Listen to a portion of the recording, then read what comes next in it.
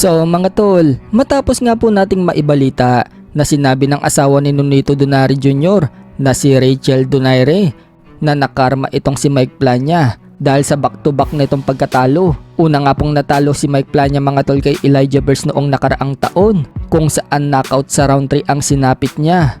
At sa kakatapos lang ng laban ni Plania kahapon sa Amerika, third rounds lang din ang tinagal nito sa former world champion na si Angelo Leo.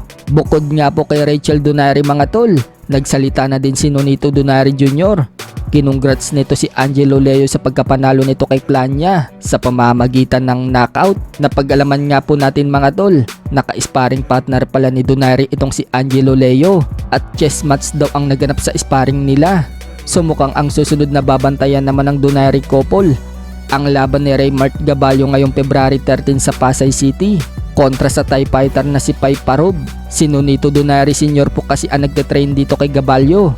At alam naman po ng karamihan na hindi pa rin po nagkakaayos ang mag-amang Donaire at patuloy pa din po ang kanilang hindi pagkakaunawaan. Samantala, nagsalita na nga po si Mike Magic Plania sa press na pagkatalo niya dito kay Angelo Leo kahapon. Humingi nga po ng sorry si Plania mga tol sa team niya dahil sa nabigo ito sa laban at hindi makuha ang panalo.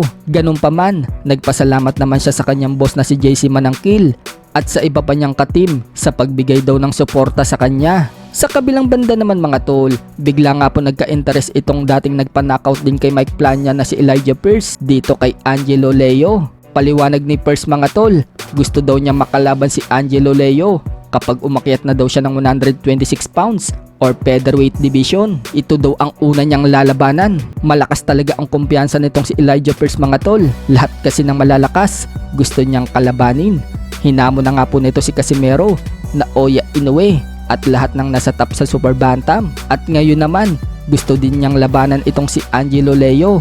Sa kabilang dako naman mga tol, Rolly Romero, sinabi ang dahilan kung bakit hindi daw niya pinili itong si Ryan Garcia na makalaban. Sa halip, si Isaac Pitbull Cruz ang napili niyang lalabanan na magaganap na ngayong March 30. Paliwanag ni Romero, maganda umano ang offer sa kanya ni Alheimo ng PBC kaysa daw sa offer sa kanya ni Oscar De La Hoya na labanan si Ryan Garcia. Dagdag pa ni Romero, mas gugustuhin umano niyang sa Amazon Prime na lumaban para maging isang superstar kaysa daw sa DAZN Network na meron lang daw 300,000 users. Sa Amazon Prime daw kasi mga tol, 200 million ang users. So mukhang si Ryan Garcia nga po ngayon ang nawala ng malaking laban. Nakinig kasi si Ryan Garcia kay Floyd Mayweather Jr. na sinabing wag daw labanan muna itong si Devin Haney. Sa halip, si Romero muna daw ang labanan para makakuha ng title fight bago labanan si Devin Haney. Pero yun nga mga tol, hindi naman pala nakuha ni Garcia itong si Romero. Ngayon, mukhang si Tank Davis na ang target ni Devin Haney.